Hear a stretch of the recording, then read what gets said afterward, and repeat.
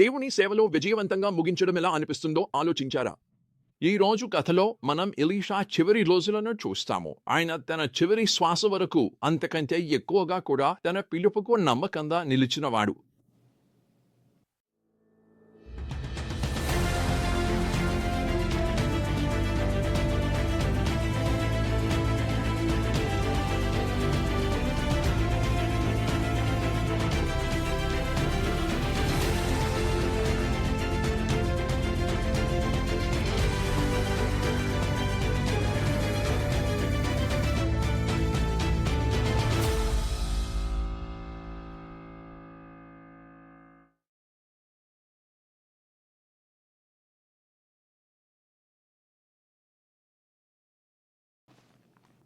ఈ భాగం హృదయం ఏమిటంటే, దేవుని శక్తి నమ్మకమైన జీవితంలో పనిచేస్తే ఆ వ్యక్తి వెళ్ళిన తర్వాత కూడా ప్రభావాలు కొనసాగుతాయని చూపిస్తుంది.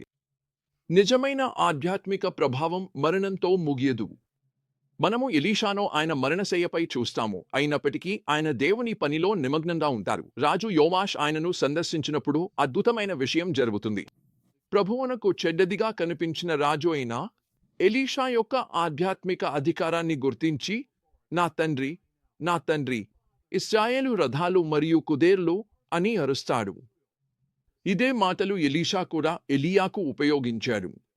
దేవుని మార్గాలను తిరస్కరించిన వారు కూడా విశ్వాసపూర్వకమైన జీవిత శక్తిని నిరాకరించలేరు. ఇప్పుడు జరిగే విషయాన్ని చూడండి. తన బలహీనత మధ్యలో కూడా ఎలీషా ఈ క్షణాన్ని చివరి ప్రవక్త చర్యగా మార్చుతాడు. అతను రాజును తూర్పు వైపు బాణాన్ని వదిలించమని చెప్పాడు. అరాం మీద ప్రభువుని విజయ బాణం తర్వాత బాణాలతో నేలను కొట్టమని రాజుకు ఆదేశించాడు. రాజు 3 సార్లు మాత్రమే నేలను కొట్టినప్పుడు దేవుని పనిపై ఎలీషా ఉత్సాహం మళ్లీ ఉవ్వెత్తున ఎగసిపడింది. నీవు 5 లేదా 6 సార్లు కొట్టాల్సింది అని ఆయన అభ్యంతరమన్నారు. మరణాన్ని ఎదుర్కొంటున్నప్పటికీ ఇశ్రాయేలు సంపూర్ణ విజయాన్ని గురించి ఆయన ఆందోళన చెందుతున్నాడు. కానీ ఎలీషా కథలో అత్యంత అసాధారణమైన భాగం ఆయన మరణం తర్వాత జరుగుతుంది. ఒక మృతదేహాన్ని తొందరగా ఆయన సమాధిలో వేసినప్పుడు అది ఎలీషా ఎముకను తాకగానే ఆ మనిషి తిరిగి బతికిపోతాడు. ఈ అద్భుతం ఎలీషా సేవ గురించి అన్నింటినీ ధృవీకరిస్తుంది. దేవుని శక్తి ఆయన జీవితాన్ని అంతటా నింపింది. అది ఆయన అవశేషాల్లో కూడా క్రియాశీలంగా మిగిలింది. యూదా రాజు యోవాష్తో ఉన్న వ్యత్యాసం స్పష్టంగా కనిపిస్తుంది. తన మార్గదర్శకుడు యాజకుని కుమారుడు జకర్యా విగ్రహారాధనను ఎదుర్కొన్నప్పుడు యోవాష్ అతన్ని దేవాలయ ప్రాంగణంలో హత్య చేశాడు. జకర్యా మరణించే ముందు చెప్పిన మాటలు భయానకంగా ఉన్నాయి. ప్రభువు ఇది చూచి మీకు ప్రతిఫలం చెల్లించుగాక. దేవుని మందిరాన్ని ఒకప్పుడు మరమ్మతు చేసిన రాజు అక్కడ నిర్దోషి రక్తాన్ని కార్చాడు. ఎలీషా కథలోని శక్తి ఆయన దేవుని కోసం గొప్ప కార్యాలు చేసినందులో మాత్రమే లేదు. అతడు ఎప్పుడూ దేవుని కోసం అందుబాటులో ఉండటం ఆపలేదు. చివరి వరకు మరణానంతరం కూడా దేవుని ఉపయోగానికి సిద్ధంగా ఉన్నాడు. నా జీవితాన్ని ప్రభావితం చేసిన కొంతమంది వ్యక్తుల్లో ఇదే విశ్వాసపూరిత ఆత్మను చూశాను. జర్మనీలో పాస్టర్గా ఉన్నప్పుడు ఒక వైద్యుడు మా ప్రార్థన సమావేశానికి వచ్చాడు. అతను వెళ్ళిపోతూ నాతో చెప్పాడు, నేను 50 ఏళ్ల వయసులో ఉన్నాను, కానీ నా జీవితంలో ప్రయోజనం లేదు. కొన్ని రోజుల తర్వాత నేను ఆయనకు సువార్త పంచే అవకాశం వచ్చింది. ఆయన తన జీవితాన్ని క్రీస్తుకు అర్పించారు. కానీ అది ఆయన కథలో కేవలం ఆరంభమే.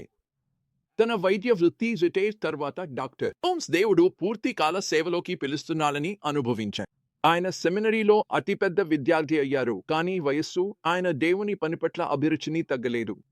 అతని ఆరోగ్యం వల్ల సహాయ నివాస కేంద్రంలోకి వెళ్లాల్సి వచ్చినా తన సేవకు అది ముగింపు అనుకోలేదు. దాన్ని ఆయన కొత్త మిషన్ ఫీల్డ్గా చూశారు. అక్కడ ఆయన బైబిల్ అధ్యయనాలను ప్రారంభించారు. ఆ సమయంలో ఆయనతో అనేకసార్లు మాట్లాడే ఆనందం నాకు లభించింది. ఆయన శారీరక సామర్థ్యం తగ్గినా ఆయన సేవ మాత్రం మరింత విస్తరించింది. ఆయన కలిసిన ప్రతి ఒక్కరితో క్రీస్తు ప్రేమ మధుర సువాసనను వదిలిపెట్టారు. ఇంకా ఈ రోజుకి ఆయన జీవితం నాకు సేవ చేస్తూనే ఉంది. ఎలీషాలాగే డాక్టర్ డౌన్స్ అర్థం చేసుకున్నారు, మనకు శ్వాస ఉన్నంతే మనకు మిషన్ ఉంటుంది. మన దగ్గర చివరి వరకు బలముందా లేదా ప్రశ్న కాదు. మనం చివరి వరకు విశ్వాసంగా అందుబాటులో ఉంటామా అన్నది విషయం. మరి ఈ సత్యాలను మనం ఈ రోజున ఎలా వర్తించుకోవచ్చు? మొదటిగా, విశ్వాసం అనేది మన బలంపై కాదు, దేవుని ఉద్దేశానికి చివరి వరకు లొంగిపోవడంపై ఆధారపడి ఉంటుంది అని గుర్తించండి. రెండవది, మన ప్రభావం అది మంచికైనా చెడుకైనా మన జీవితాన్ని మించి కొనసాగుతుందని అర్థం చేసుకోండి. ఎలాంటి వారసత్వం సృష్టిస్తున్నాం? మూడవది, మనం ఎంత బలహీనంగా ఉన్నా దేవుని పిలుపుకు విశ్వాసంగా ఉంటే ఆయన మన బలహీనతలను కూడా ఉపయోగించగలరని తెలుసుకోండి. నాలుగవది, దేవుని పని పట్ల ఉత్సాహం వయస్సుతో తగ్గకూడదని గుర్తుంచుకోండి. చివరగా, దేవుని శక్తి మనకు ధైర్యాన్ని ఇస్తుందని గుర్తించండి. లొంగిపోయిన జీవితం ద్వారా దేవుడు పనిచేస్తే మనం ఊహించనంత ప్రభావం కలిగించవచ్చు. ఎందుకంటే చివరికి మన దగ్గర ఉన్న శారీరక బలం కాదు, మనం నిలబెట్టుకున్న ఆధ్యాత్మిక విశ్వాసమే ముఖ్యమైనది. ప్రతి జీవన దశలో దేవునికి సేవ చేయడానికి కొత్త అవకాశాలు వస్తుంటాయి. మనము ఆయన ఉద్దేశానికి అందుబాటులో ఉంటే చాలు.